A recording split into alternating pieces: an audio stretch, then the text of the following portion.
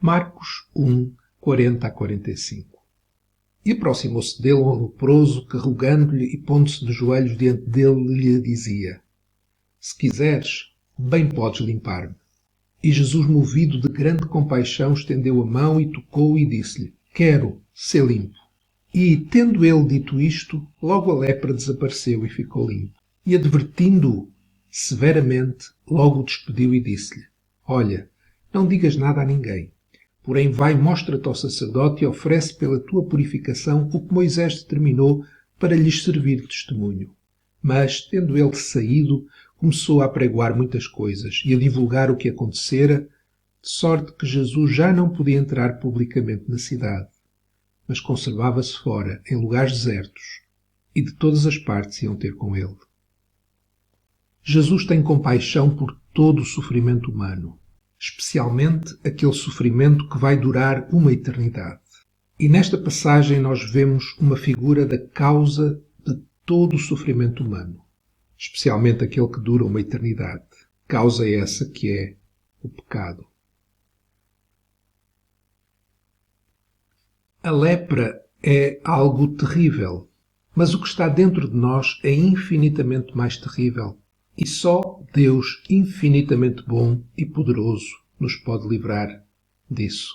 Só podemos ser libertos da lepra que há em nós, o pecado, se Jesus, que é Deus infinitamente bom e poderoso, nos limpar. Como ele fez a este homem, movido de grande compaixão. Não basta dizer que a lepra é uma figura do pecado, que é verdade, e que a lepra faz ao corpo o que o pecado faz à alma, que o pecado afasta-nos de Deus e dos outros como a lepra fazia naquela época. Não basta dizer que Jesus é a solução para o nosso pecado, assim como ele foi a solução para aquele homem. Porque se ficarmos num entendimento a esse nível, sem na verdade entendermos a seriedade do pecado, vamos apenas pensar que Jesus é bom, tem compaixão para nos ajudar a ultrapassar as nossas dificuldades da vida. Muitas pessoas perguntam por que necessitamos de um Salvador quando a maioria das pessoas são boas. Por que é que pequenas falhas que nós temos, que todos temos, necessitam de ser punidas com uma punição tão severa como a morte e o inferno? Todos sabem que há grande mal no mundo, como guerra, como assassínio, racismo, opressão, etc. Mas a maioria das pessoas não é assim. Por que é que necessitamos de Jesus e da sua morte tão horrível? Estas e outras são perguntas que muitos fazem. Mas onde Deus é pequeno e o homem grande, o inferno parece algo sem sentido, um absurdo.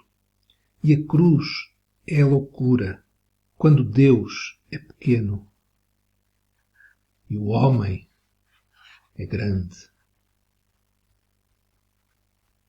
Para milhões de pessoas, a concepção do mal não é grande o suficiente para a cruz e o inferno fazerem sentido. Porquê?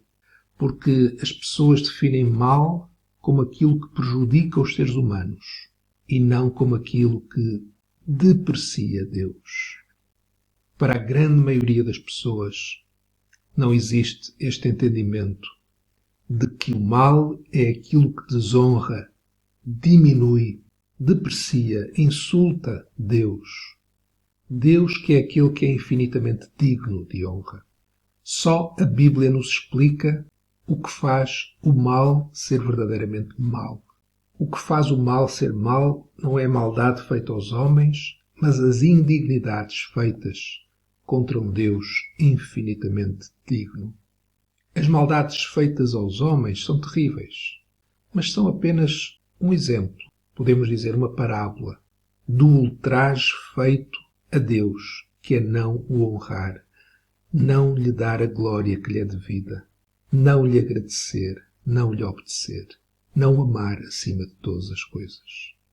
Se Deus realmente é alguém de um valor infinito, de uma beleza infinita, de uma justiça, de uma grandeza infinita, perfeição infinita, se Deus é assim, o que é que Ele é digno por parte dos seres humanos?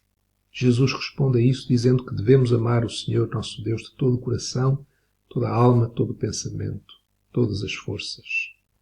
O apóstolo Paulo diz que tudo o que fizermos deve ser feito para a glória de Deus. A essência da virtude é amar e desejar Deus e preferir e valorizar e desfrutar e honrar Deus acima de todas as coisas neste mundo. Pois Deus, que é infinito, criou um mundo finito, um universo finito, que só funciona bem, sem maldade, se as suas criaturas fizerem isto. Caso contrário, tudo cai. Se as criaturas que Deus criou não lhe derem glória, tudo cai e é arruinado. E outras maldades derivam dessa grande maldade, que é não ter Deus como precioso, valioso, digno de glória, de adoração, de amor. A essência da maldade, do pecado, é amar, é desejar, é preferir, é valorizar, é desfrutar e honrar qualquer coisa acima de Deus. Assim como Deus é de valor infinito, beleza infinita, grandeza infinita, honra infinita, a falha em amar a Deus, em valorizar, em desfrutar, em obedecer, em dar a Deus esse valor que Ele tem, em ter Deus acima de todas as coisas, é um ultraje infinito, digno de uma punição infinita. Tudo isto não faz sentido quando o homem, ele é maior do que Deus. Só faz sentido tudo isto quando nós vemos Deus como grande, como Ele é, e nos vemos a nós no nosso lugar. O grande ultraje da raça humana não é seres humanos maltratarem outros seres humanos. Isso é terrível. Mas o grande ultraje, o grande pecado, é seres humanos trocarem a glória de Deus por outra coisa qualquer, menor. E todos nós somos assim.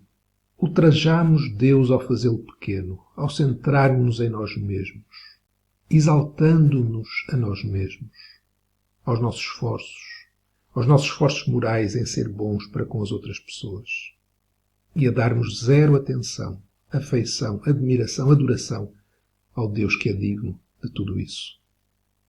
É por isso que necessitamos de um Salvador. E só um Deus, homem, o Filho de Deus infinitamente digno, pode fazer o que qualquer mero ser humano não poderia nunca fazer, que é suportar uma punição infinita em favor de todos os que o receberem. Este leproso foi muito corajoso. Ele aproximou-se de Jesus, quando não poderia fazer isso, e pondo-se de joelhos, rogou-lhe: se quiseres, bem podes limpar-me. Mas mais do que aquilo que o leproso fez, foi aquilo que ele disse, e o que Jesus respondeu àquilo que o leproso disse. O leproso disse a Jesus: bem podes limpar-me. Ele estava a dizer indiretamente que Jesus é Deus. Ele só não sabia se Jesus queria, se quiseres. Mas ele tinha a certeza que Jesus podia limpá-lo. Nunca um leproso se tinha aproximado do sacerdote para ser purificado. Quando o leproso ia ao sacerdote era para ver se estava limpo ou se estava imundo. Isto porque o sacerdote só podia declarar se estava limpo ou não. Não podia curar. Toda a gente em Israel sabia que só Deus podia curar. Só Deus podia curar a lepra. E foi isto que o leproso disse a Jesus que o fez, movido de compaixão, estender a mão para ele. Jesus estendeu a mão e tocou-o. A mão estendida de Deus é algo comum no Velho Testamento. E vemos que Jesus tocou o leproso.